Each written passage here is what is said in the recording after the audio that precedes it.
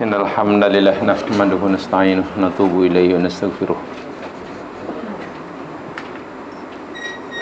Natubu ilayhi wa nastaghfiruh.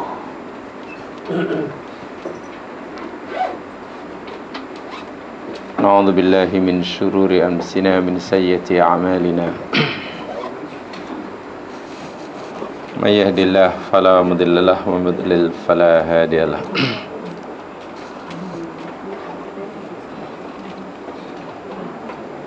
Rabbi israh li sadri wa yassir li amri wa hlul 'uqdatam min lisani yafqahu qawli.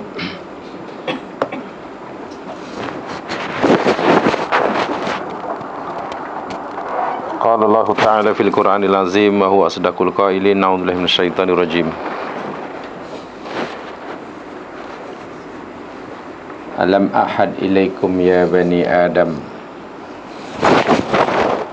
alla ta'budu syaitan innahu lakum aduwwum mubin.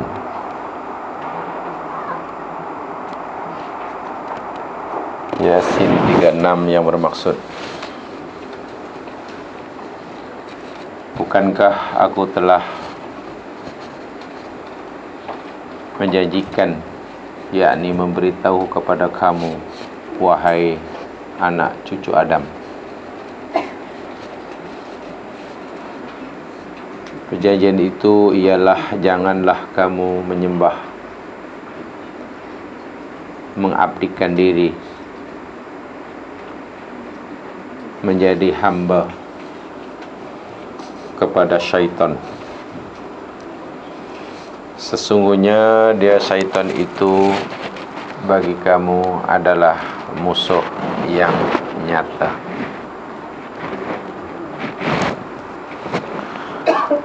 Kita akan teruskan siri pengajian kita Talbisul Iblis Makaid Syaitan. Dan kita kaitkan dengan ibadah puasa. Jika minggu lepas kita bicara dengan tasfidus syayatin, sempena bulan Ramadan ataupun tasfidus syayatin terhadap orang yang berpuasa, rupa-rupanya sejarah penyesatan iblis terhadap manusia telah berlaku semenjak manusia belum lagi diberikan taklif oleh Allah.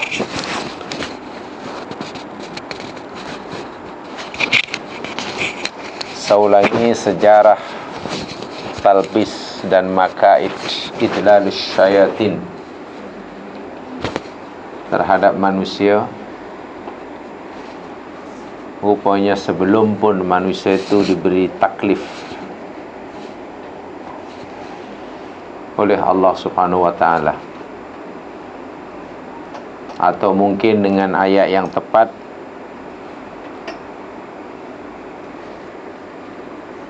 penyesatan yang dilakukan oleh iblis terhadap manusia bermula daripada seawal manusia itu dibebani taklif oleh Allah Subhanahu wa ta'ala, yakni ketika manusia masih berada di surga lagi. Dan yang menariknya pula, iblis laknatullah alaih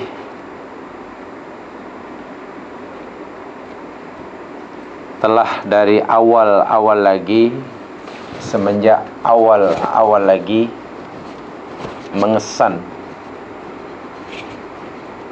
dan mengetahui akan kelemahan yang ada pada diri anak cucu Adam. Kelemahan yang dikesan dan diketahui oleh iblis itulah yang kemudian olehnya ia jadikan alat yang paling berkesan bagi menyesatkan anak cucu Adam. Kalaulah dalam bahasa yang mudah, mana iblis sebenarnya hanya melakukan manipulasi terhadap kelemahan manusia. Jadi apa yang saya sampaikan ini jadi contoh manipulasi iblis. Dan jika kita tidak mau dijadikan objek manipulasi iblis, rupa-rupanya senjata utama, pendinding utama ialah puasa. Ini yang sangat menarik.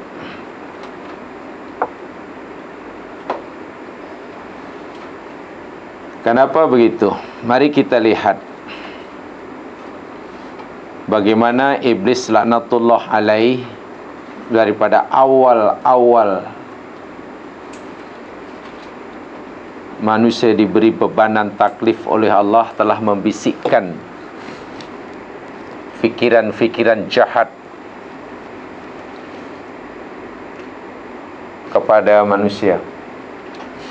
Dalam hal ini Adam dan pasangannya. Dan cara ia membisikkan fikiran-fikiran jahat untuk membangkitkan keinginan syahwat nafsu Adam, iblis pura-pura menyampaikan bisikan dan fikiran jahat ini. Ia berpura-pura sebagai penasihat yang ikhlas, yang jujur, yang tidak punya apa-apa kepentingan. Ingat, ini kisah yang paling tua dalam sejarah manusia yang Allah ceritakan. Tentulah ia wajib dijadikan pedoman. Dan tadi saya nyatakan, satu-satunya senjata untuk mengalahkannya, satu-satunya pendinding diri untuk melindungi diri daripada makaid, tipu daya dan talbis ini, puasa rupa-rupanya. Jadi jika tempoh hari kita pelajari hanya dengan berpuasa ikhlas karena Allah sajalah, iblis dan setan dibelenggu. Rupanya, Masya Allah, telah dinyatakan oleh Allah dalam Al-Quran. Jadi pura-pura iblis menampakkan dirinya, meyakinkan Adam sebagai penasihat yang ikhlas. Mari kita lihat rangkaian ayatnya sebelum kita uraikan lebih jauh dan sejauh mana hubungan kisah ini dengan betapa pentingnya puasa khasnya Ramadan. Kita lihat dahulu ayatnya, bukan untuk ditafsirkan, sebagai panduan sahaja. Surah Al-A'raf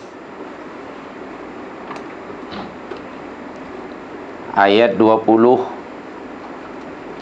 hingga 22. 20 hingga 22.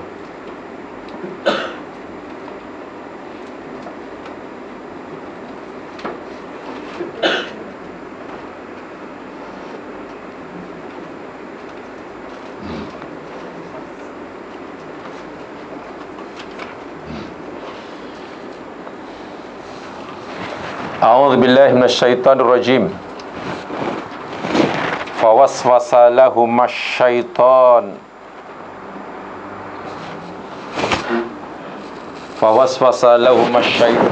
liyubdiya lahuma ma wuriya anhuma min sawatihima. Fawaswasa lalu menimbulkan wiswasah, keraguan, gangguan yang menyebabkan mangsanya menjadi ragu, daripada yakin 100% kepada kebenaran sesuatu, mungkin menjadi 60, mungkin menjadi 50, mungkin jadi 40 bahkan, karena ada wiswasah. Lahuma, bagi Adam dan pasangannya, asyaitan, ada matlamat yang tidak dicapai oleh iblis dengan melakukan wiswasah ini, yakni liyubdiya lahuma, kerana dia iblis hendak menampakkan, menzahirkan, lahuma, bagi Adam dan pasangannya, ma, akan apa yang wuria, yang tertutup. Wuria, ditutup, dilindungi. Lawan daripada yubdi tadi, anhuma, dari keduanya. Apa yang tertutup, apa yang selama ini tidak dilihat, tidak nampak, tidak kelihatan oleh Adam, min sawatihima, daripada sawah keduanya. Kebanyakan mentafsirkannya sebenarnya yakni aurat. Tapi dalam Al-Quran ada juga perkataan aurat. Kalau sawah namanya aurat, macam mana nanti terjemahan aurat? Bagaimana aurat? Jadi makna asal sawah itu maknanya keburukan. Sayi'ah, sawah itu keburukan. Mana sesuatu yang sepatutnya ditutupi, sesuatu yang tak elok dinampakkan, itu sawah. Bahkan ada yang memahami kalau aurat itu sesuatu yang ditutup. Contoh, pahamnya lelaki antara pusat hingga lutut, itu namanya aurat. Tapi kalau kemaluannya sahaja, namanya sawah. Ada yang membezakan begitu. Sebab tentulah seseorang terdedah sawahnya akan lebih memalukan dirinya daripada sekadar terdedah sebagian auratnya. Betul kan? Nah, itu maksudnya. Bermakna selama ini Adam dan istrinya bukan sekadar tidak melihat sawah lawan jenisnya, bahkan melihat sawah sendiri pun tidak pernah. Wuria itu tertutup, tidak pernah. Ini kalau sawah kita artikan cara fizikal. Dan iblis, tujuan dia nak wiswasa ini, iblis nak dedahkan. Bukan sekadar dia nanti akan melihat auratnya, sawahnya, bahkan lawan jenisnya pun akan melihat aurat lawan jenisnya. Itu makna pertama yang difahami secara dari segi fizikal. Tapi ada yang memahami sawah di sini yakni sifat buruk. Adam dan istrinya makhluk yang sangat dimuliakan di surga tempatnya. Semua malaikat pun disuruh sujud hormat kepadanya. Kan hebat tu, sangat hebat. Mungkinlah karena dia sangat hebat, bukan mustahil akan timbul rasa hebat. Namanya hebat. Karena dia hebat, tentu tidak mustahil timbul rasa yang dirinya hebat. Sedangkan dalam diri Adam sebenarnya ada potensial untuk jahat. Hanya saja potensial untuk jahat ini belum nampak, belum kelihatan. Dan iblis ingin tunjukkan bahawa kamu sebetulnya bukan hanya makhluk yang mulia, tapi kamu sebenarnya makhluk yang juga ada bakat jadi jahat. Nah, bakat jadi jahat itulah yang iblis nak tunjukkan. Itu ada tafsir kedua begitu. Wallahu alam. Yang pasti ini memberitahu kita tujuan iblis yakni ingin menjahannamkan Adam. Itu ajalah. Wa qala, dan dia berkata iblis, manahakuma, tidaklah menghalang kamu berdua, rabbukuma, oleh Tuhan kamu berdua, an hadhihi syajarah, akan pokok ini. Tuhanmu tidak menghalang kamu, tidak mencegah kamu, melarang kamu untuk mendekati atau menikmati pokok ini, illa, kecuali antakuna malakain, kamu berdua menjadi malakain, dua malaikat, atau takuna minal khalidin, atau kamu berdua menjadi orang yang kekal di sini. Ada dua qiraah, ada yang membacanya malakain. Kalau dibaca malakaini, maknanya dua orang malaikat. Kalau dibaca malakaini, di baris atas, di baris atas. Ada yang membacanya malikaini, di baris bawah. Kalau dibaca malikaini, mana dua penguasa. Kamu Adam jadi raja dan kamu Hawa jadi raji. Raja raji. Apa istrinya? Permaisuri. Itu permaisuri tidak berkuasa. Yang berkuasa Queen, apa Queen? Ratu. Ratu. Bukan permaisuri tak ada kuasa. Kalau raja dan permaisuri, rajanya yang kuasa. Maka itu bila dibaca apa? Malak. Dibaca malik. Kalau dibaca likain, Tuhanmu tidak melarang kamu mendaki pohon ini, sama kecuali semata kerana sebab kamu tidak jadi dua penguasa, yang kamu menjadi raja, yang kamu menjadi ratu. Sedangkan aku tahu kamu ingin jadi raja, kan? Sedangkan aku tahu kamu ingin jadi ratu, kan? Atau Tuhanmu larang kamu melanggar larangan ini, pokok ini. Pokok itu pun tafsirnya panjang lebar. Ya, kita tidak perlu karena saya tidak mentafsirkan ayat ini.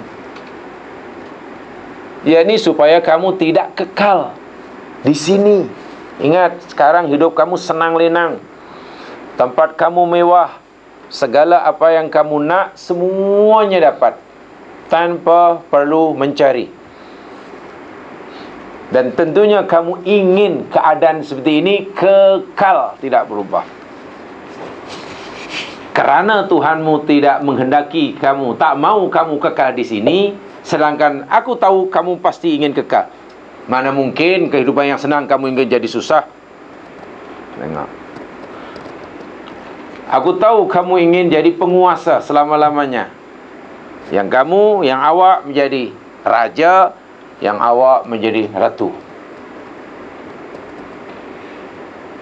Jadi Tuhanmu, karena Tuhanmu tak menghendaki itu, maka kamu dilarang untuk dekati pokok ini.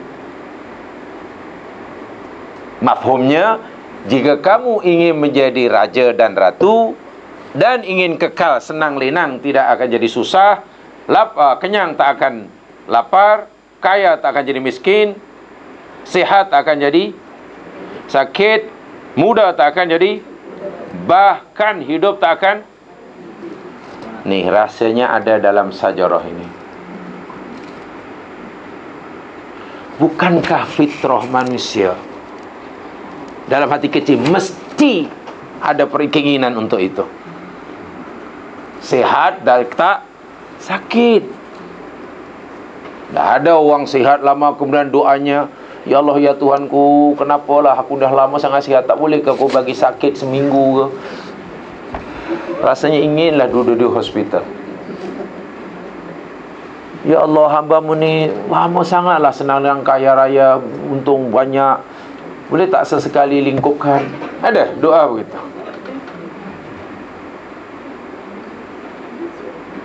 Pasti keinginannya bila senang-senang. Dan benda ini mustahil.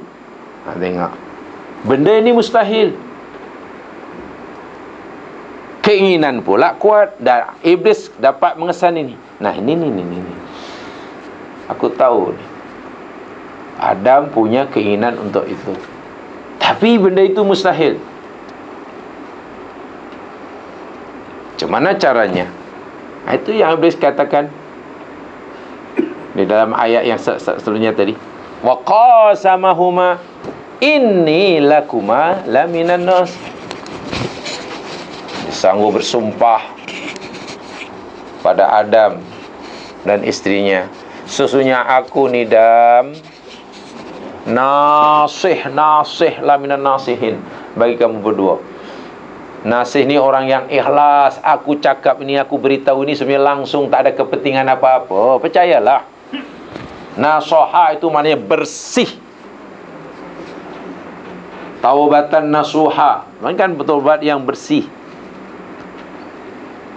Nasihat itu maknanya kebersihan, kesucian jiwa. Nasihat dalam bahasa Arab. An-nasihah dalam bahasa Arab bukan, terjemahnya bukan nasihat dalam bahasa Melayu, tak sama. Nasihat dalam bahasa Arab, bahasa Melayunya kebersihan hati, kesucian jiwa. Sementara nasihat dalam bahasa Melayu maksudnya, nasihat bahasa Melayu maksudnya nasihat. Itu susahnya kalau bahasa Al-Quran diterjemah Melayu, dia nasihat bahasa Arab, bahasa Quran bahasa Melayu nasihat. Kacau lah. Sehingga terpaksa, karena dalam bahasa nasihat tidak sama dengan nasihat bahasa Al-Quran, sehingga orang pun kata, nasihat ni ikhlas. Itu maknanya ada nasihat ikhlas. Wahal nasihat itu maknanya keikhlasan hati, kebersihan jiwa, nasoha. Hati yang munasohah, mana hati yang kosong, yang bebas, yang bersih daripada kotoran. Tu iblis sumpah itu. Ya, akhirnya berjaya. Fadallahuma bihurur, diperdayakannya dengan tipu daya. Falamma dhaqas syajarah badat lauma sawatuhuma. Tatkala keduanya telah merasai akan pokok itu, badat, nyata, nampak, kelihatan lahuma bagi keduanya sawatuhuma, sawahnya jadi kelihatan, wahal selama ini tertutup. Inilah yang akhirnya ulama tafsir pun berbeza pendapat. Tapi mungkin tafsir yang difahami oleh kebanyakan kita terbayang ada dua manusia yang berpakaian kemas sempurna, tampil rapi dan terpuji. Kedua makhluk ni tampil rapi dan terpuji, kan? Anggun lagi mulia. Setelah makan buah, tapi di sini tak ada sebut buah ya, syajarah tu pokok.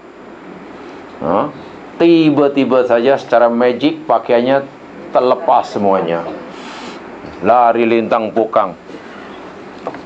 Terus akhirnya carilah daun-daun untuk dicantumkan, untuk dijadikan penutup auratnya. Terbayang begitu ya.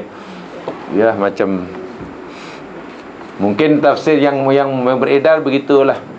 Tapi nampaknya sulit untuk memahami. Walaupun memang ada dalam tafsir jangan begitu.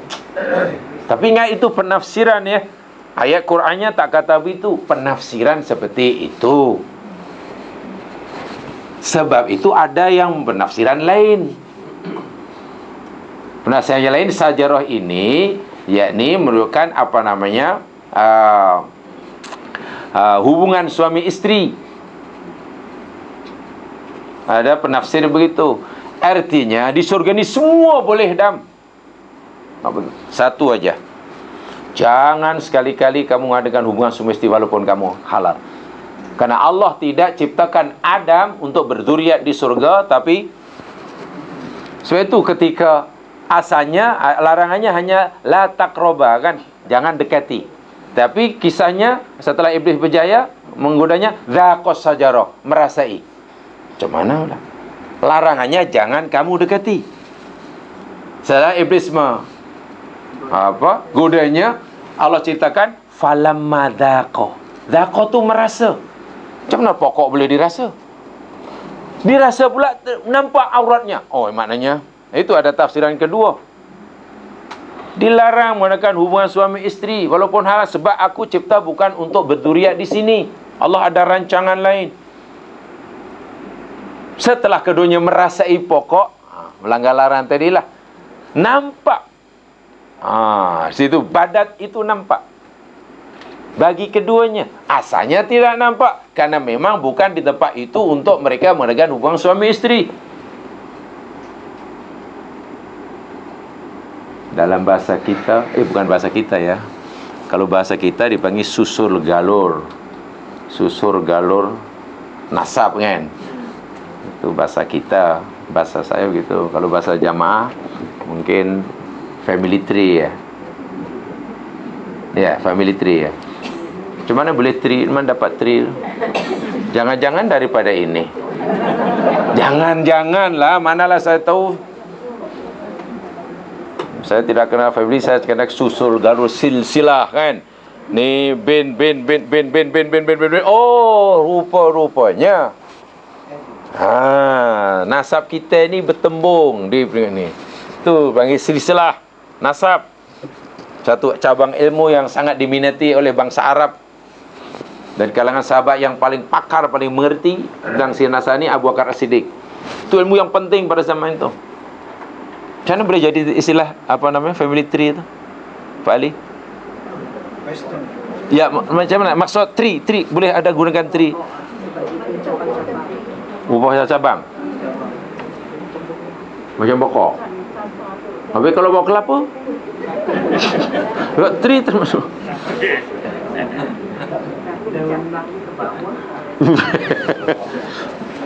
Nah, jangan-jangan gunakan istilah sajarah ini yang betul je Mas. Ya, itulah saya katakan. Jadi baca ni biar banyak, pendapat yang kita baca biar banyak. Akhirnya kita buat bandingan. Nampaknya, ini nampaknya lah, wallah alam, sebab akhirnya yang paling tahu kisah ini, sebab ini kisah sebelum manusia ada, Nabi pun tidak jelaskan ayat ini. Ada yang memahami pertama, kebanyakan itulah tafsir lama, tafsir klasik. Jadi semua boleh. Jangan dekati pokok. Tapi Allah kata pokok, Allah tak pernah kata buah tak ada. Samarah tak ada. Pokok. Larangannya lah jangan dekati. Tapi ada melanggar bukan mendekati, merasai. Dekat tadi jangan dekati, setelah ada merasai. Bila itu bukan merasai buah, dhaqas sajarah.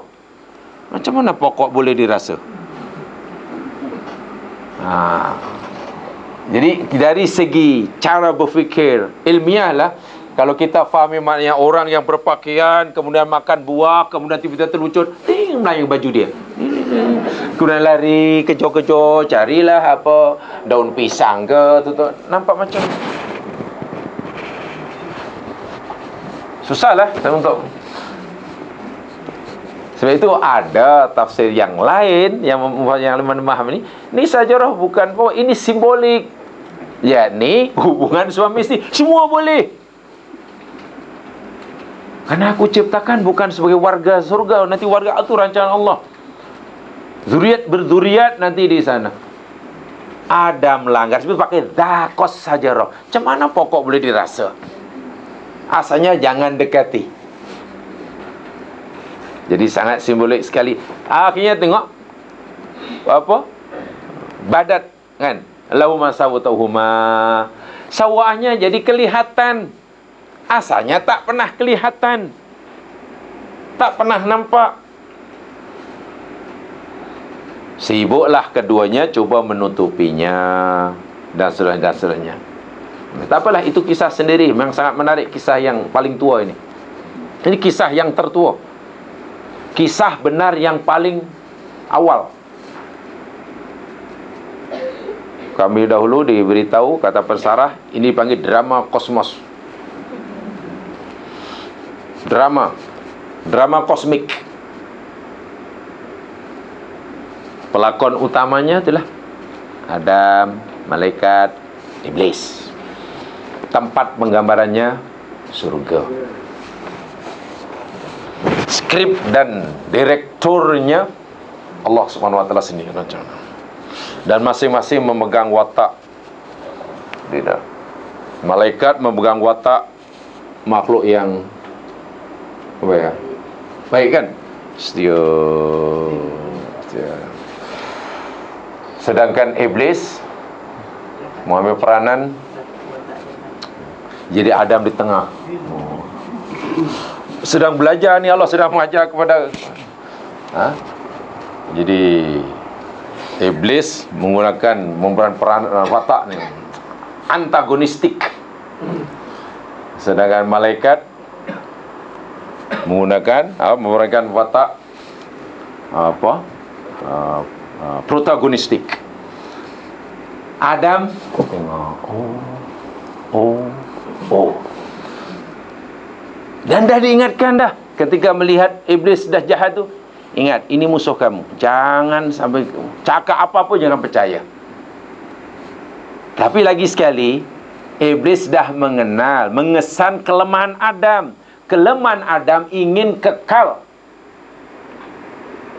Kalau senang-senang berterusan, tidak, jadi susah. Jika sihat berterusan, tidak berubah jadi sakit.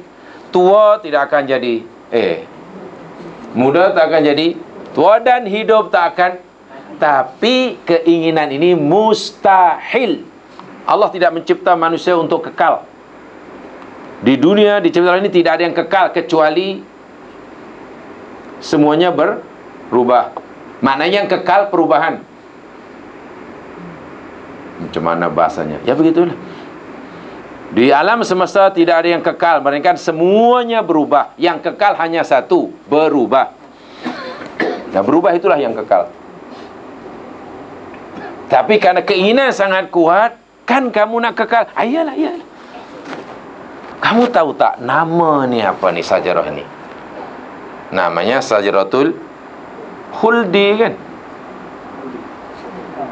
Khuldi itu bukan Allah yang bagi nama. Yang bagi nama iblis. Wa mulkin la yabla. Dan tengok bagaimana licik dan bijaknya iblis. Di dalam surah Toha 120. Surah Toha 120.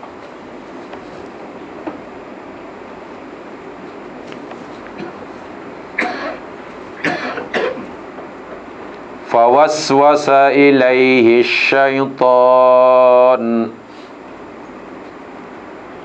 Lalu syaitan telah wiswasah kepada Adam.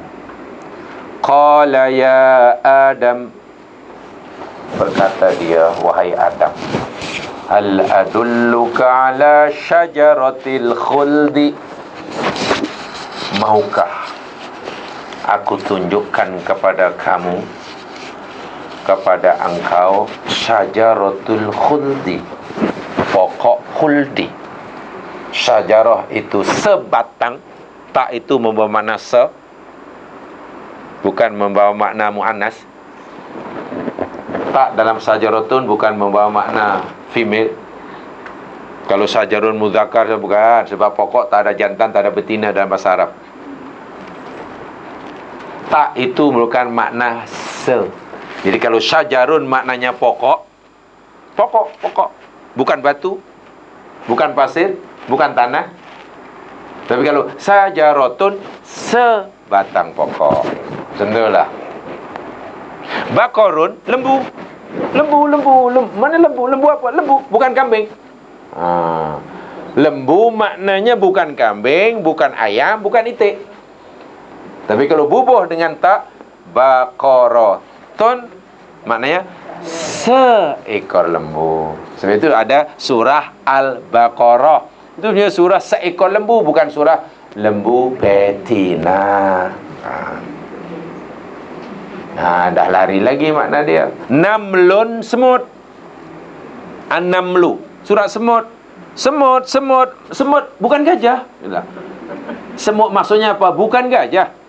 Berapa jumlahnya? Ya banyaklah semut. Tapi bila Allah berfirman qalat namlatun, berkatalah seekor semut. Jangan difahami berkatalah mami semut. Sebab 16. Bukan dah jadi mami pula.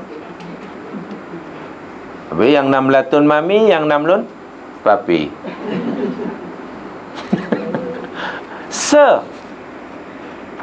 Tak tahu yang mana. Yang ni. Jadi sebatang, satu saja. Nama dia Khuldun, kata si Iblis.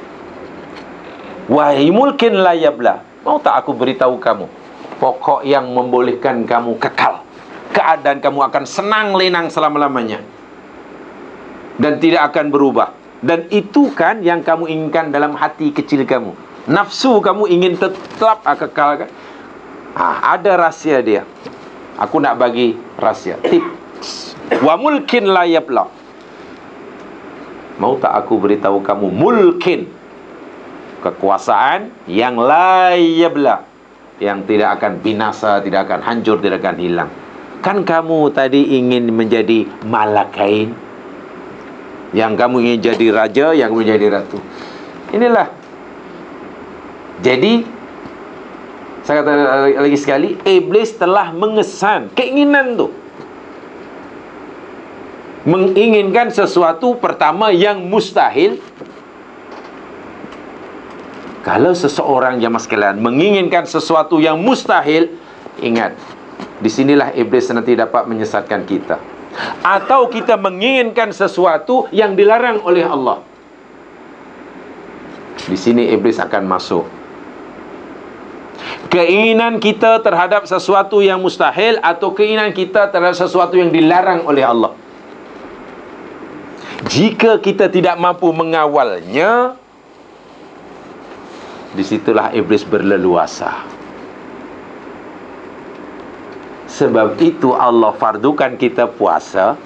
Puasa tu inti dia kan imsak. Jemaah sekalian, siam, imsak, sabrun, itu maksudnya lebih kurang sama. Sabrun, sabar. Siam, yang kita jadikan puasa. Imsak, yang kita artikan menahan, itu maknanya sama tu. Maknanya menahan semuanya, imsak.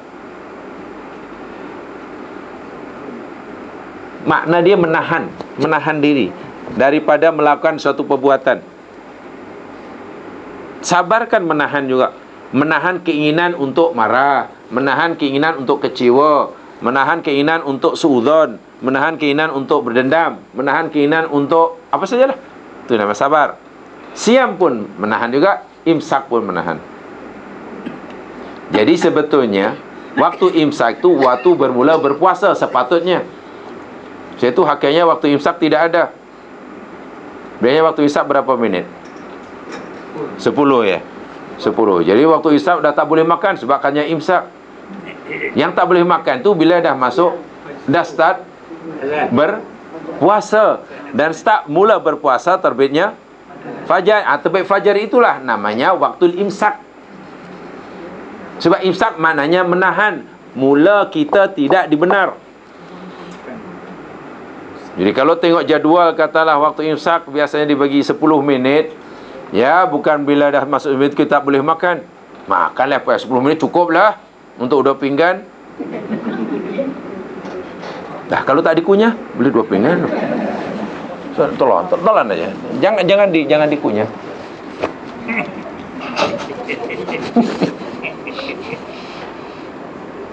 Bubur katakanlah kan. Bubur sempat 2 mangkok. Jangan pakai sudu, pakai straw yang besar sikit. Boleh. Ini dah imsak nak berhenti nak. Siapa kata? 100% halal.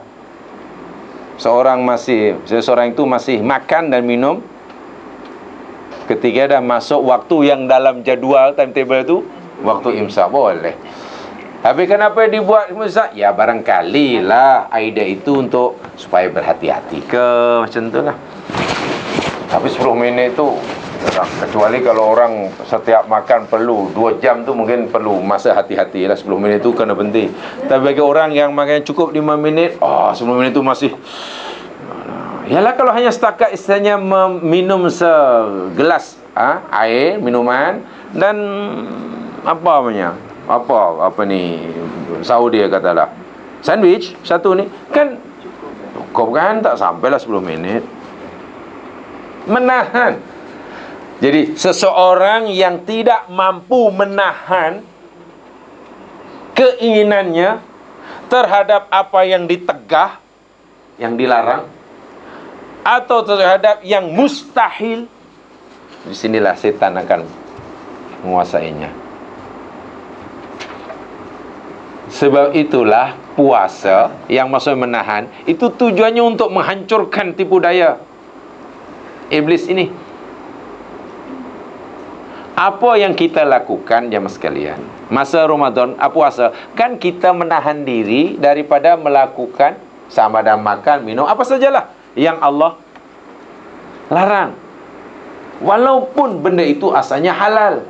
Benda yang asalnya halal pun, bila Allah kata jangan buat, bila kita buat, Masya Allah, iblis sudah berleluasa. Wahal halal. Jadi diharapkan orang berpuasa ini melatih diri, menahan diri daripada melakukan perkara yang diharamkan oleh Allah sementara. Benda yang diharamkan oleh sementara bukan selamanya, hanya sementara. Antara terbit fajar hingga terbenam matahari. Jika menahan diri daripada melakukan perkara yang diharamkan oleh Allah yang sebenarnya itu sudah mampu, wahal halal tu, ya insyaAllah lah diharapkan dia mampulah mengawal, menahan keinginannya untuk melakukan yang diharamkan selama-lamanya. Adam kan gagal. Allah kata jangan dekati, malah dirasa. Inilah bahasa ikut Al-Quran ya. Sebab itu memahami sajarah kena dibetulkan. Tapi yang pasti bukan buah lah. Terjemahan sajarah jadi buah tu terlalu jauh sangatlah. Maka Adam pun petik buah itu. Lalu buah pula di sebuah buah apa? Cherry apa? Limau. Apple. Buah apple. Buah pun buah apple katanya. Sempatlah Adam buang ni. Akhirnya sekarang jadi apple rongak. Ni apple rongak ni. Jadi apple rongak ni pasal dah kena gigit Adam ni. Jauhnya lah. Itu pemain yang sangat jauh sekali. Daripada sajarah ke buah itu pun dah tak ada kena-mengena. Buah yang sekian ribu jenisnya, dipilihnya apple, lagi tak masuk akal. Ya. Siapa yang saya kat apple ni? Apa? Yahudi ke Nasrani ke Muslim? Yahudi. Yahudi ya. Apple punya. Yang mana? Tak pencetus dia tu.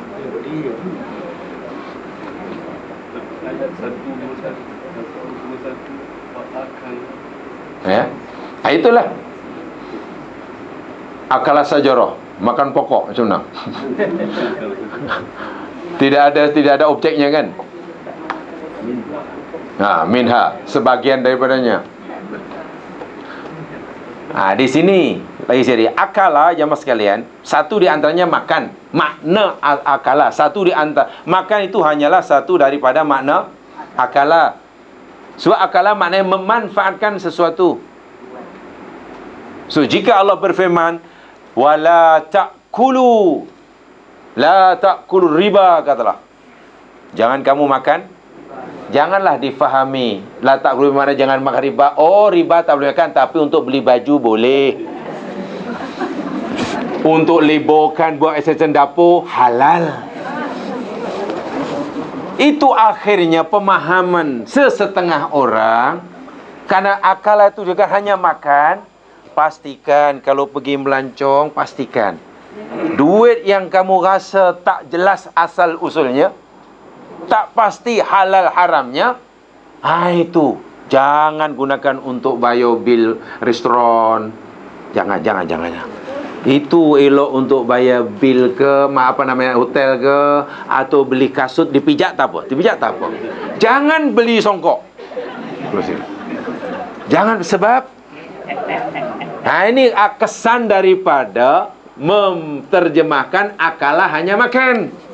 Wa akalah itu mana memanfaatkan. Jika Allah kata la ta'kulu riba, mana jangan manfaat. Riba ini tidak boleh dimanfaatkan dengan cara apapun.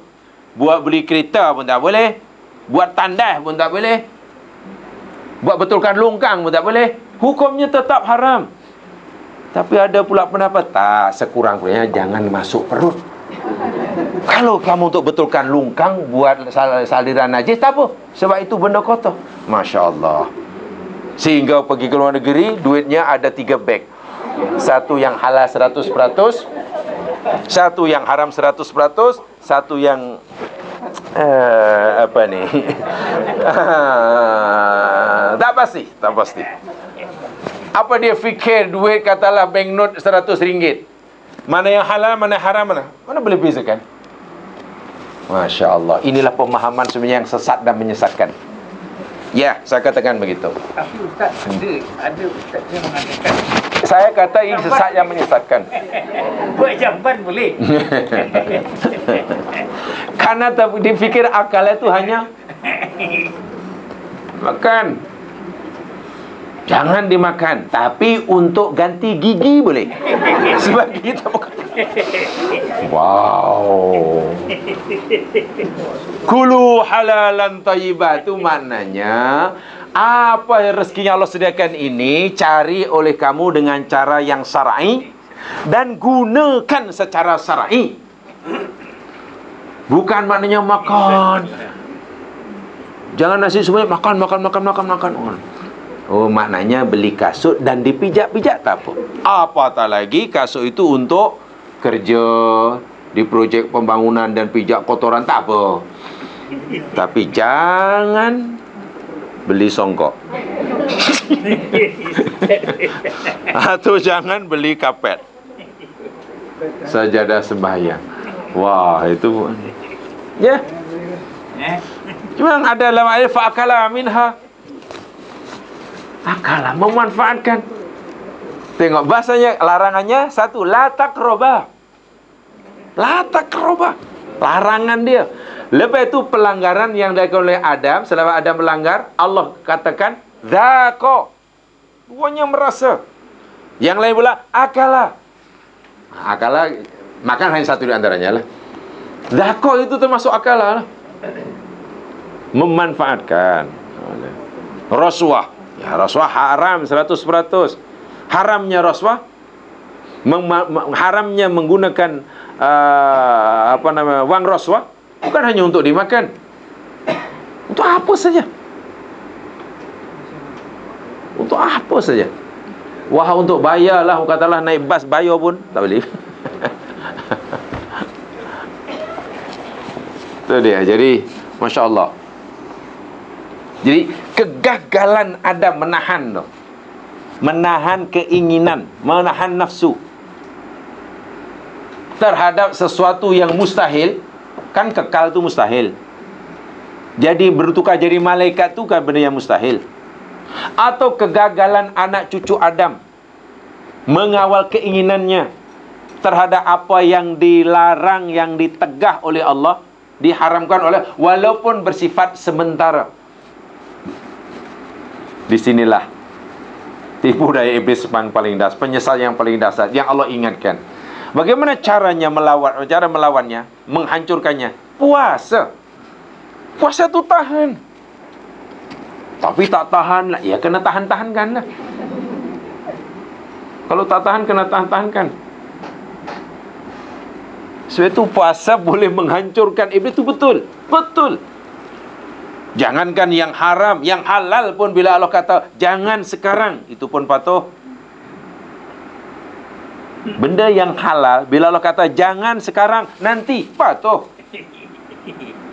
Kalau ikutkan nafsu kan ini kan puasa, syam, ya, syam.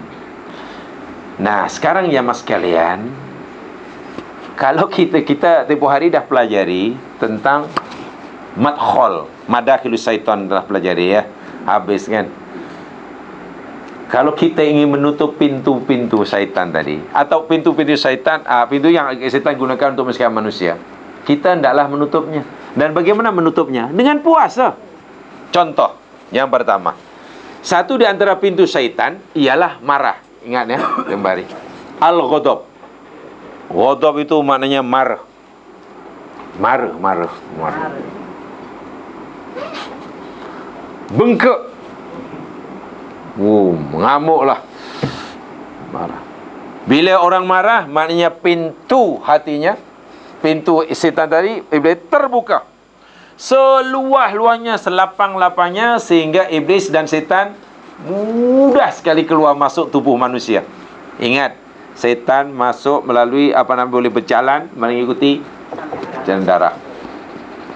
Ini untuk sementara kita yakin seyakin-yakinnya, sebab itu sabda Nabi. Mungkin suatu hari sudah boleh dibuktikan secara ilmiah macam mana syaitan boleh masuk tu, mungkin boleh dibuktikan. Suatu saat manalah tahu Allah Maha Pengasih. Allamal insana malam ya'lam, tu janji Allah pada wahyu pertama. Allamal insana malam ya'lam, itu janji Allah pada wahyu pertama. Surah Alaq. Dia Allah itu allamal insan, mengajar malam ya'lam, apa yang manusia tak pernah ketahui. Malam ya'lam bukan apa yang tak tahu, yang tidak pernah tahu. Artinya apa yang Allah belum ajarkan kepada generasi dahulu, Allah akan ajarkan kepada kita sekarang. Apa yang Allah belum ajarkan kepada kita sekarang, akan gitulah. Ini bermakna generasi-generasi selepas kita, sekian puluh generasi, mereka punya peluang yang sangat besar untuk mengetahui jauh lebih banyak, berkali ganda daripada apa yang kita ketahui sekarang. Allah dah berjanji itu.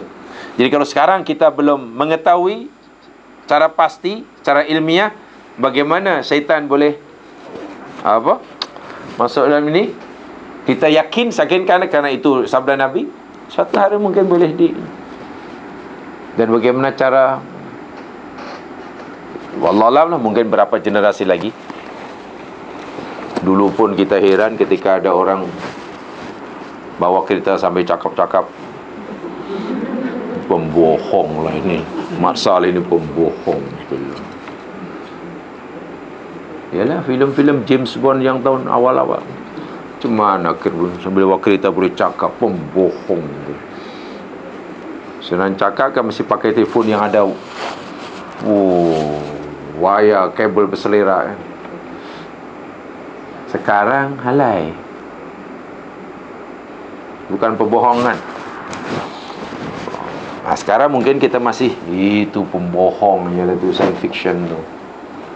Tu macam Mr. Spock, macam mana nak bergerak, berpindah satu tempat negara, hanya masuk satu tube gitu ya. Dia masuk tube itu, kemudian mengubah dirinya menjadi seberkas cahaya. Jadi meter rupanya boleh ditukar menjadi sinar gamma. Jadi pergerakannya berpindah tu, pergerakan sinar tu. Boleh tu sekali mata dah sampai. Tapi adalah jampi yang dibaca tu, zam alakasam gitu kan. Apa yang dibaca?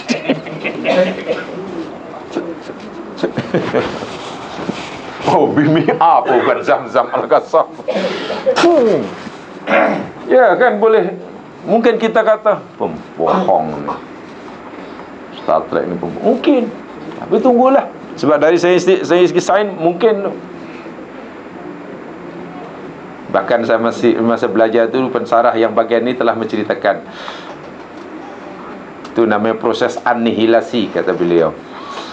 Annihilasi,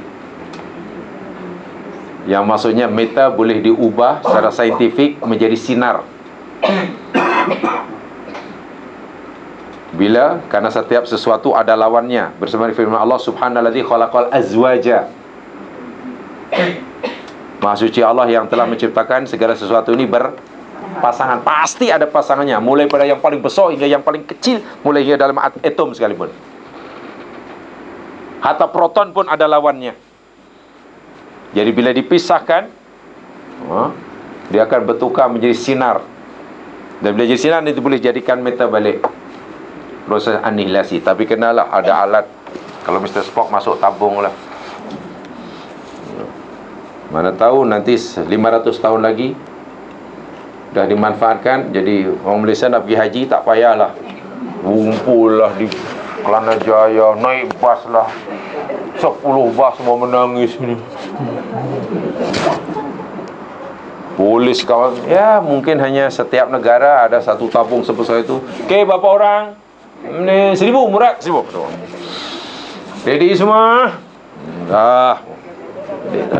Zam ala kazam hilang. Tahu-tahu dah dijudah, masuk tabung sana, keluar. Manalah tahu. Kalau sudah terlalu canggih. Senang kan nak pergi haji, tapi tak sono lah. Sebab tak ada makan. Jadi tak ada makan, tak sono.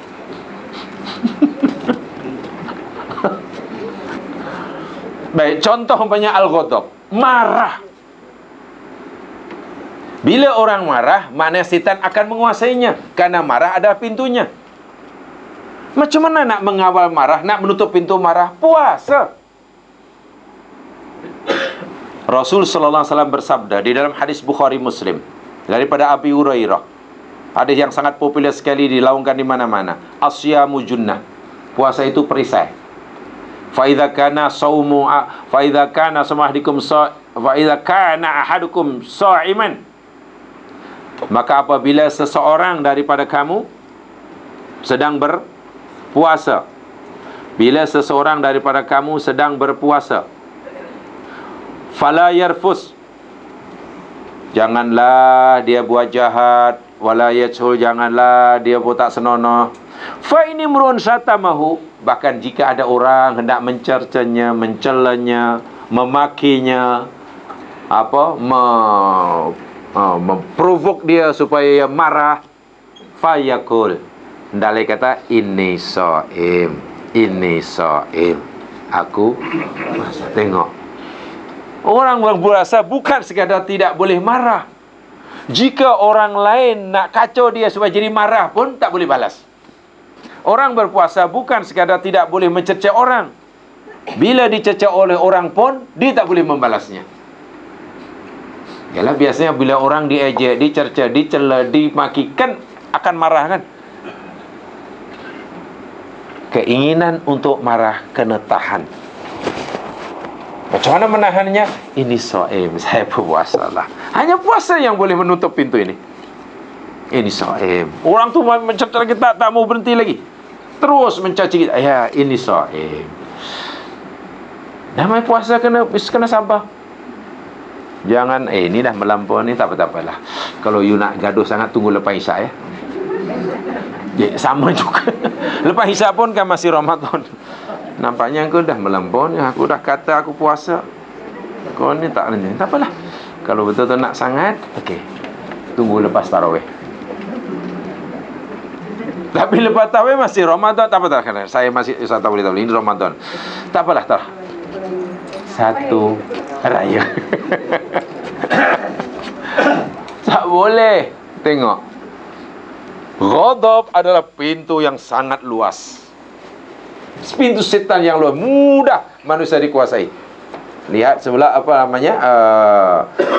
pelayan kita tentang ghadab tempoh hari. Bagaimana Nabi menjelaskan bila orang marah tu seperti apa. Orang Arab kata awal ghadab junun wa akhiruhu nadam. Permulaan orang yang marah itu gila dan akibatnya menyesal. Orang marah ni permulaan dia macam orang gila.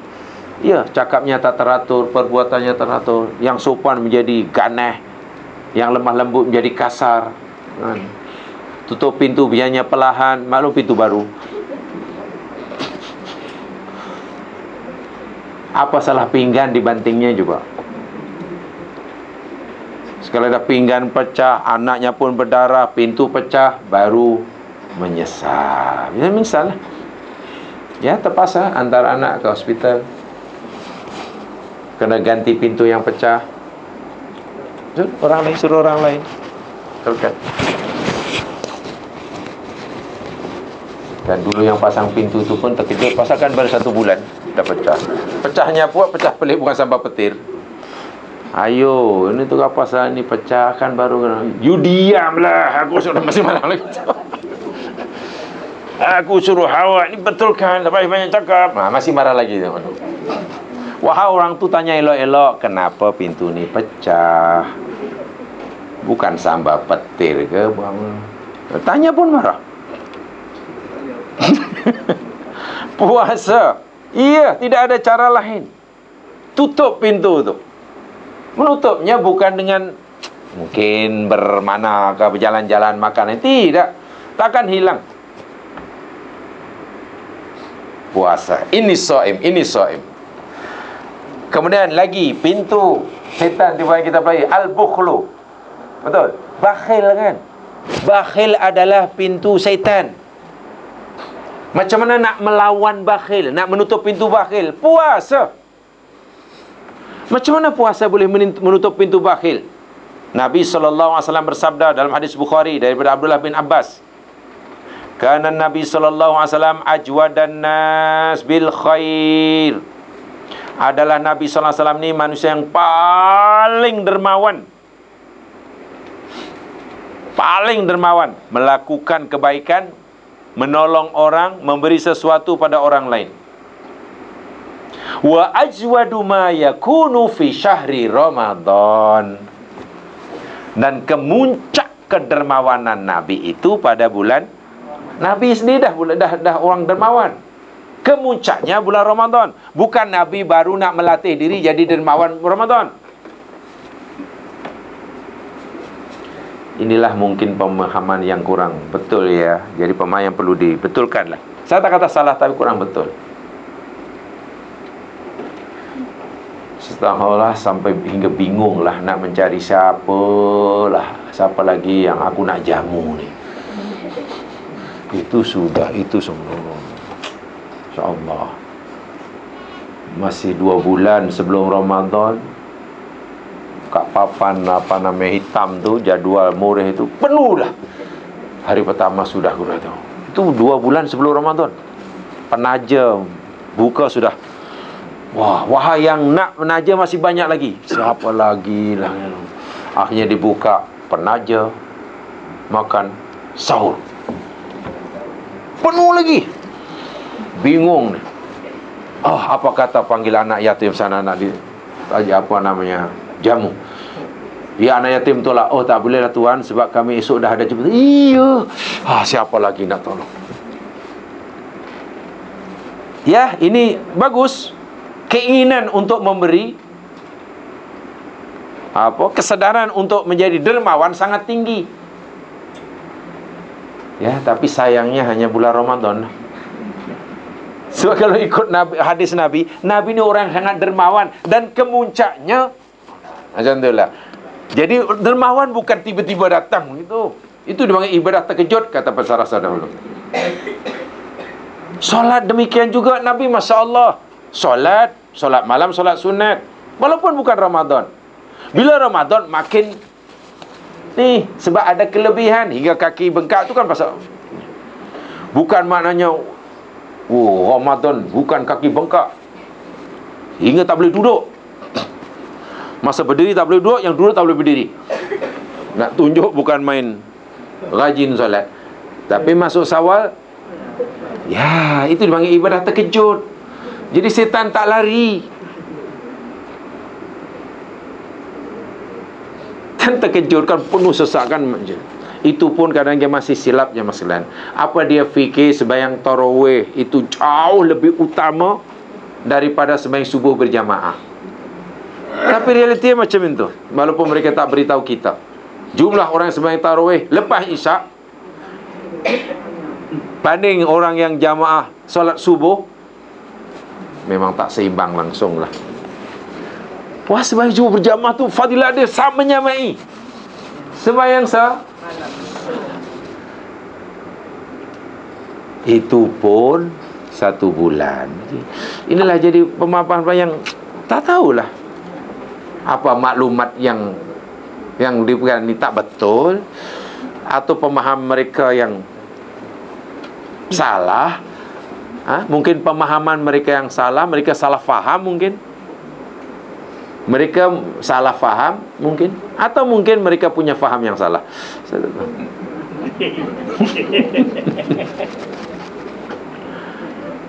Dan kemuncaknya bila Ramadan. Li'anna Jibril kana yalqahu fi kulli laila fi syahri Ramadan. Karena Jibril alaihissalam menemui Nabi, menjumpai setiap malam pada bulan Ramadan. Masya Allah. Kalaulah kedatangan Jibril menemui seorang insan itu namanya Lailatul Qadar, mana tiap malam Nabi ini dapat Lailatul Qadar. Ya, Lailatul Qadar begitu. Ya, Nabi sudah bersedia. Persediaannya bukan satu bulan, sepanjang hayatnya. Hatta yansalaka ya'adu alaihi Rasul sallallahu alaihi wasallam Al-Quran, sehingga diperlihatkan Al-Quran.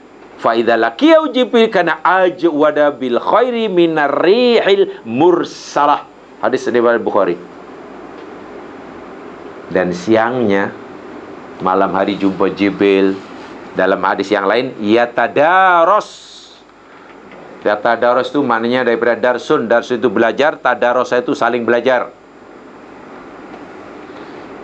Apa yang Jibril, antara Nabi dan Jibril saling belajar firman Allah inilah. Itu namanya tadarus. Yang dah jadi bahasa Melayu itulah tadarus. Tadarus itu sebenarnya makna asalnya bukan baca Quran. Tadarus itu makna Melayu yang tepat, yakni belajar. A dan B katalah duduk berdua baca Al-Quran. Apa yang A tahu, yang B tak tahu, beritahu pada B. Apa yang B tahu tentang ayat itu, yang A tak tahu, itu namanya tadarus. Hakikat makna tadarus begitulah. Tapi biasanya tadarus bukan begitu ya. Tadarus biasanya apa ya? Oh, di sana ada komentar tadarus, ada kemudian biasanya ya itulah. Tadarus lah. Baca dan tanyalah dah khatam berapa kali. Kumpulan kita bulan ini alhamdulillah dalam laporan nanti akhir tahun telah melalui satu aktiviti telah berjaya tahun ini pecah rekod, berjaya menghatamkan 13 kali. Jamaah sekalian, dari sini pun sebetulnya perlu diluruskan. Al-Quran ini ibadah, baca Al-Quran ini ibadah fardiyah. Ibadah fardiyah, bukan ibadah gotong royong jama'i. Artinya apa? Kalau ada 30 orang duduk di satu majlis, A baca juzuk pertama, B kedua, hingga yang terakhir baca juzuk yang ketiga, maknanya setiap seorang baca satu juzuk. Tak boleh dikatakan alhamdulillah kita bisa menghatamkan Al-Quran sekali dalam setengah jam. Ya kan, satu juzuk setengah jam. Elok panggil 300 orang. Bagi setiap orang berapa ayat, alhamdulillah pecah rekod hatam Al-Quran dalam jangka masa 5 minit. Kalau begitu kumpulkan 1000 orang, setiap seorang 2 ayat. Akhirnya pecah rekod. Masjid itu telah berjaya menghatam Quran dalam jangka masa 3 saat. Sebab kawan hanya kebagian alif lam mim. Zalika Alkitabu. Serentak. Tempat kami hari itu buat macam tu. Saya dah tegur sebelumnya, tak boleh. Sebab itu tidak, akhirnya bila anak-anak nanti tak faham, jadi bingung. Baca Al-Quran ini ibadah fardiyah. Selagi saya belum membaca daripada ba hingga sin, saya belum khatam. Selagi saya belum membaca daripada ba hingga sin. Macam mana tu ba hingga sin? Bukan alif hingga ya. Ba bismillah dan sin anas. Quran kan boleh dengan bis ba. Minal jinnati wan nas sin. Itu daripada ba hingga sin. Bukan daripada alif hingga ya. Saya belum khatam. B demikian juga. C demikian. Jadi ini ibadah fardiyah. Jadi kata masjid ini katalah ada berapa kumpulan? Ada 10 kumpulan, kan? Setiap satu kumpulan katalah khatam 2 kali, dan satu kumpulan itu ada 5 orang katalah. Akhirnya 10 tadi sudah 20 kali. Nanti laporan tahunan Besar Agung, alhamdulillah, Lucena Muslimah telah berjaya menghatamkan tahun ini. Ini laporan ke mana ya? Ke malaikat pun malaikat, kamu khatam kamu. Seperti ibadah puasa, ini fardiyah. Tak boleh buat ibadah puasa jama'i 5 orang. Awak puasa bagian sahur ya, sahur. Ya seronoklah dia. Awak yang makan sahur puasanya start daripada awal terbit fajar hingga terbit matahari. Okey saya ni. Yang awak di terbit fajar hingga teruklah yang tengah hari. Saya yang terakhir ya. Dari pukul 7 hingga buka. Apa dikira puasa sebenarnya tadi? Semuanya tidak puasa. Puasa tu fardiyah. Solat demikian juga. Haji demikian juga. Solat zuhur bawahnya 4 rakaat, 4 orang gotong royong. Awak rakaat pertama ya, nanti rakaat kedua you sambung ya. Haji gotong royong macam mana?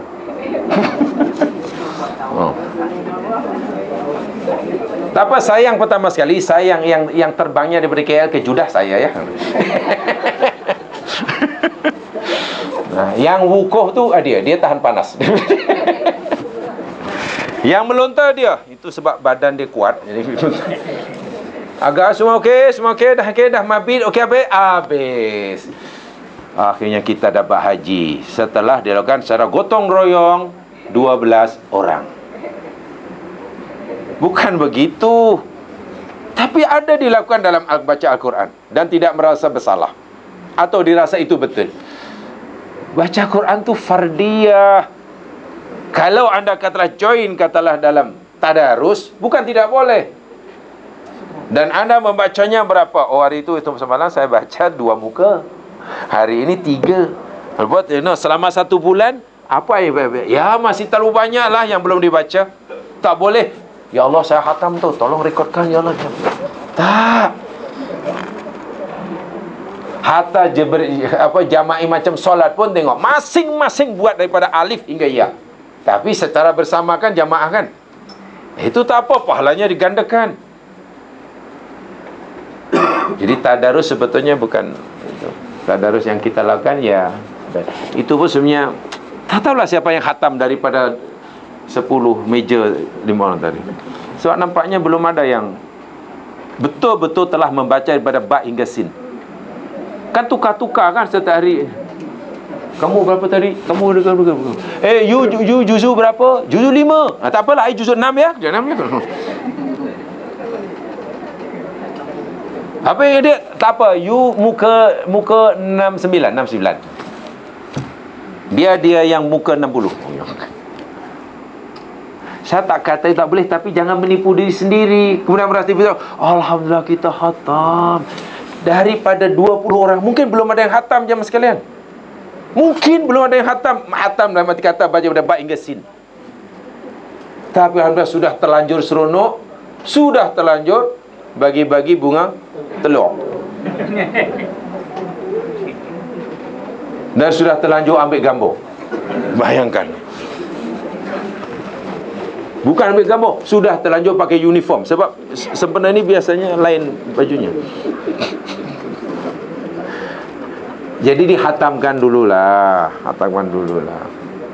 Ya mungkin orang itu tak apalah tadi pasal nak betulkan. Mungkin di rumah baca alhamdulillah. Tapi maksud saya yang hatam tu yang berjaya membaca daripada ba hingga sin. Selagi tidak, mana belum hatam. Siangnya Nabi sangat dermawan. Kan dermawan ni lawan bakhil. Tengok kedermawan Nabi memuncak ketika bulan Ramadan sambil berpuasa. Dan orang yang berpuasa dilarang marah. Pintu marah tertutup. Setan bingung. Orang puasa digalakkan bersedekah. Sedekah. Hatta menjamu orang yang berbuka pun Nabi kata mendapat pahala sama dengan orang tu. Kan tutup itu pintu bakhil dengan puasa. Setan nanti kan hanya geleng-geleng kepala. Geleng kepala mana bingung lah. Mati akal. Satu lagi di antara pintu iblis, al-jahlu. Bahkan yang pertama, masih ingat tentunya. Al-jahlu maknanya jahil lah, bodoh, blow on, goblok, bego. Blow on tu budak-budak Jakarta dulu, anak-anak muda, orang yang dia tak dia. Ya, bahasa anak muda kan pelik kan. Budak Betawi maksud saya. Yang berdarah Betawi dia blow on. Yang lain tak tahu pun. Bodoh. Yang tak berdarah Betawi pun banyak. Jadi bila bodoh, pintu terbuka lah. Macam mana nak menutup pintu kebodohan? Puasa. Sebab satu di antara ibadah, amalan yang perlu dilakukan oleh orang sedang berpuasa. Tadi apa tadi? Tadarus kan? Apa makna tadarus tadi? Belajar. Dan yang dipelajari adalah Al-Quran. Tadarus. Untuk menghilangkan kebodohan. Dan banyak lagi. Kalau kita lihatlah apa amalan yang Nabi suruh kita lakukan sepanjang Ramadan semasa kita berpuasa, kan semuanya itu boleh menutup pintu syaitan. Kerana sebenarnya syaitan berjaya menyesatkan anak Adam ni setelah berjaya itu tadi mengesan kelemahannya. Dan kelemahan itulah gagal Allah kata jangan jangan. Wah, benda itu mustahil. Sedangkan yang haram, yang diharamkan sementara pun kita wajib tinggalkan. Apalagi yang haram selama-lamanya, apalagi yang mustahil. Yang mustahil nak juga, mana mungkin. Sebenarnya Adam tidak perlu punya keinginan untuk mendapatkan yang mustahil. Kekal itu mustahil ya mas sekalian. Senang tidak akan jadi susah, sehat tak akan jadi sakit, muda tak akan jadi tua, hidup tak akan. Ini benda yang mustahil. Tapi dalam hati manusia ada keinginan untuk itu. Tengok aja lah perangai sekarang kan, sampai anak cucu Adam sekarang kan ada kan, muda, keinginan terus muda terus tak mau tua. Kan tengok perangai anak cucu. Bagaimana cara untuk mengekalkan kemudaannya karena ingin melawan tua? Macam-macam kan. Cucuk sana, toreh sana, jahit sana, duduk sana, macam-macam kan. Ada dimasukkan benda, ada disedutnya. Macam-macam. Nak pastikan sentiasa muda. Toreh sana, jahit sana, tutup sana, tebalkan yang nipis, tipiskan yang nebal. Rusak akhirnya.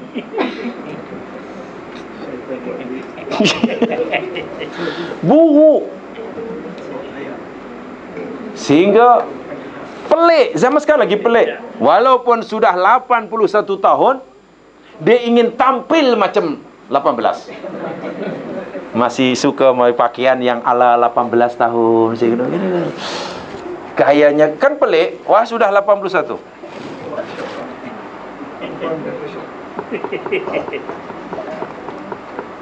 Masa kami menuntut dulu ada istilah negi. Di Jakarta dia panggil negi. Banyak sekarang. Itu dulu negi, sekarang negi lagi banyak. Negi. Negi itu nenek genit. Iya, sebab kalau tengok kadang kasihannya lah orang ni. Sebenarnya orang ni bukan muda lagi, tapi kenapa pakaiannya seperti itu, perangnya seperti itu, berdandan make upnya seperti itu. Wah, dia sudah di nenek. Karena dia genit panggil negi.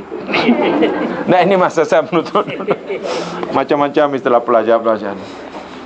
Yalah, mungkin tak tahulah di Malaysia saat itu. Saat ini tahun akhir 70-an, 80-an itu saya masih belajar banyak gitu. Di Jakarta, di Malaysia mungkin ya insya-Allah lebih kurang lah. Iya, lebih-lebih lagi Masya Allah bila mungkin ada jemputan ke, ada kata ya kita ya tahulah namanya anak muda pelajar ini bukannya muda orang ni. Ini semua dah nenek-nenek. Iya. Tapi cara menampilkan dirinya, cara berpakaian dia, cara bermakeup dia, lah, kasut yang dipakai pun sudah tak layak. Punyalah perlahan berjalan. Bila dia sendiri pun dah tak selesa tu, mana ada yang tak kena lah. Bila nak berjalan pun susah. Dah maaf ya kan, kalau di Indonesia lain ya, kayak pemakaian perempuan ibu-ibu kan pakai kain yang di lepas tu di apa? Kemban apa? Benggong yang diikat. Jadi sampai betul-betul duduk tak boleh macam ni, mesti macam ni, masak. Tak boleh macam ni, tak boleh macam ni. Sini tayar lori ni. Apa tu? Vespa, tayar Vespa. Bukan tahu ni. Dulu ada Vespa tu kan. Kan tayar, spare tayar letak belakang. Letak sini. Ni tak boleh tunduk, tak boleh. Hati-hati tengok pun. Keseksanya lah nenek ni, kata saya. Pakai kebaya kalau. Ya sekarang sudah sangat kurang. Sangat kurang. Saya pun terkejut juga balik kampung, kalau balik kampung pergi ke bandar pekan-pekan, sangat kurang. Mungkin macam sekarang lah. Dahulu masya-Allah, bila ada majlis kapal perempuan apa ni, nak cari orang yang menutup aurat, yang tudung kepala boleh dikira dengan jari. Sekarang yang nak cari tak tutup kepala boleh dikira. Mana sudah lebih kurang lah. Muda-muda pun tak tahulah, mungkin gerakan dakwah yang negi pun sudah kurang. Maknanya sedor lah. Bila dah negi tu sedor, dia tak akan lagi berperangai macam cucunya, begitulah. Bila perangai macam cucunya, rasa buruknya lah. Apa sebab? Inilah yang iblis kesan daripada zaman. Dan kamu ingin kekal kan? Ya. Kalau ilmu kekal ni, makan ni huldi ni. Sekarang iblis pun, ai anak Adam, kamu ingin muda? Ya. Kau pergi Thailand. Yang dekat, jangan pergi Korea, jauh. Mahal. Jepun mahal. Thailand. Terserahlah kamu, macam-macam pilihan. Boleh cucuk, boleh sedut, boleh toreh, boleh jahit, boleh urut. Ya, mungkin nampak macam pelik kan? Setelah awak ini sebenarnya 81 ni, tapi ya tunggulah satu dua, nanti meleleh lah, mencair. Cair akhirnya, hidungnya tiba-tiba, apalah hidung ni cair. Kan tipu daya iblis. Dah lah berdosa, itu satu hal. Memanglah dosa. Ini bukan cerita dosa tu, tentang dosa tu, tak dosa, haram. Tapi tengok bagaimanalah manusia diperdayakan kan. Begitu terpesona. Akhirnya tengok, Adam kehilangan segala-galanya jamaah sekalian karena gagal mengawal kemauannya. Dia menginginkan sesuatu yang mustahil. Dia menginginkan sesuatu yang maukan sesuatu yang haram. Ini pasti akan sia-sia. Iblis betul-betul memperdayakan. Adam kehilangan segala-galanya, tidak lagi berada di surga, betul? Terpaksa hidup dan. Jadi kalau anak cucu Adam tadi terpedaya, dia akan kehilangan. Akhirnya nanti rusak, buruk. Pasal masyarakat pun rasa pelik. Jadi bila kita katalah tampil jamaah sekalian rasa tak selesa lah, duduk pun rasa penat, mesti ada yang tak kena yang kita pakai lah. Bila jalan pun rasa takut jatuh, itu mesti ada yang tak kena lah tu. Takut jatuh bukan pasal lutut. Kalau jatuh pasal apa? Kasut, mana kasut tak sesuai lah. Carilah yang mudah, yang senang, yang lembut, ya? Yang tumit tak sakit. Bila nak duduk pun dah rasa asyik tarik baju je tarik. Itu mesti ada yang tak kena lah tu. Jadi jangan jadi negi. Biar yang di Indonesia aja ada negi. Nenek genit rupanya. Dia memang jadi pelawak akhirnya. Kami yang pelajar-pelajar muda rasa kasihan pun ada, pelik pun ada tengok. Biasa kan di kampus ada majlis, lepas tu anak wali pelajar datang, yang anak orang, ya orang beradab biasanya yang beradab. Yang kurang beradab tak sempat lah. Kalau kurang beradab malah beruntung. Sebab mandi biasanya kalau orang tak mampu 5 minit selesai. Pakai baju duduk depan cermin 5 minit. Dalam 10 minit dah siap. Kalau orang tak berada. Tapi kalau orang berada, lama sungguh mandi dia. Mungkin berendam lama, bunga tak cukup, depan cermin lama jalan. Memang habis masa lah. Banyak masa yang dihabiskan bila kita mampu. Itu kadang-kadang kita iri pada orang yang tak mampu. Sebab mereka ni masanya sangat-sangat digunakan, dimanfaatkan. Tak ada masa yang terbuang. Dan itu saya cerita tadi, pengalaman saya dahulu masa duduk di Jakarta ya, ini bukan di sini. Di sini alhamdulillah berjumpa. Tak ada negi, tak ada itu. Yang ada Maggi. Jadi puasa boleh menutup semua pintu setan. Ya. Maksudnya apa? Karena bila orang sedang masuk Ramadan dan puasa, tengok perintah-perintah Nabi. Kamu jangan marah, kamu mesti dermawan, kamu mesti suka memaafkan orang, kamu mesti qiyam malam hari, kamu mesti banyak istighfar, kamu mesti akrab dengan Al-Quran. Semua ini kan boleh menutup pintu-pintu syaitan, boleh memadamkan keinginan nafsu yang tak baik tadi, yang tidak baik. Itu maksud saya. Karena ianya telah dicipta oleh Allah semenjak zaman dahulu lagi, entah tahun berapa ini peristiwa ini berlaku. Jadi tidak ada cara lain untuk melawan syaitan. Yang paling berkesan, maksudnya yang paling berkesan sekali, yakni berpuasa dalam arti kata yang sebenar. Harap-haraplah puasa kita benar-benar dapat membelenggu syaitan. Sebab bila setan terbelenggu dengan puasa kita, mana kita sangat beruntung. Beruntung dan bertuah. Sangat-sangat bertuah. Karena setan tidak mampu lagi memperdayakan kita, tidak mampu lagi menyesatkan karena terikat tasfid. Dan tasfid syaitan, saya kata tempoh hari, walaupun ada dua pendapat, saya pribadi saya memilih yang kedua bersama majazi, yakni terbelenggunya setan itu makna tidak punya kemampuan, keupayaan untuk menyesatkan orang-orang yang ikhlas. Itu ya jemaah sekalian yang saya sampaikan, mudah memberi peringatan saya dan jadi panduan yang berada Allah jua kelak diri.